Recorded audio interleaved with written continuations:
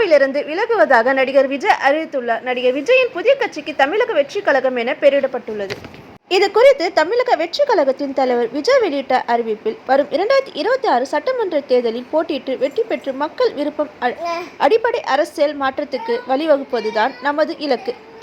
தேர்தல் ஆணையத்தின் அங்கீகாரம் கிடைத்து பெற்ற பின் வரும் நாடாளுமன்ற தேர்தல் முடிந்தவுடன் தமிழ்நாடு சார்ந்த கொள்கையின் வெற்றிக்கும் தமிழ்நாட்டு மக்களின் உயிருக்குமான நமது கட்சியின் கொள்கை, கோட்பாடு, கொடி சின்னம் மற்றும் செயல் திட்டங்களை முன்வைத்து மக்கள் சந்திப்பு நிகழ்வுடன் தமிழ்நாடு மக்களுக்கான நம் அரசியல் பயணம் துவங்கும்.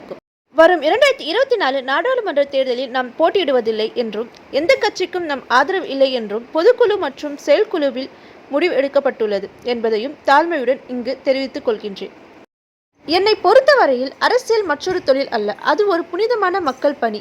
அரசியலில் உயரம் மட்டுமல்ல, அதன் நீள அகலத்தையும் அறிந்து தெரிந்து கொள்ள எம் முன்னோர்கள் பலரிடமும் பாடங்களை படித்து நீண்ட காலமாக என்னை அதற்கு தயார்படுத்தி மனதளவில் பக்குவப்படுத்தி கொண்டு வருகிறேன்.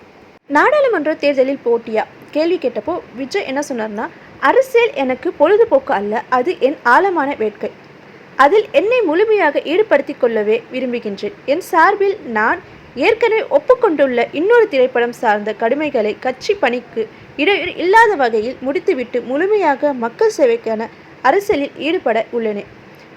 அதுவே தமிழ்நாட்டு மக்களுக்கு நான் செய்யும் நன்றி கடனாக கருதுகிறேன்.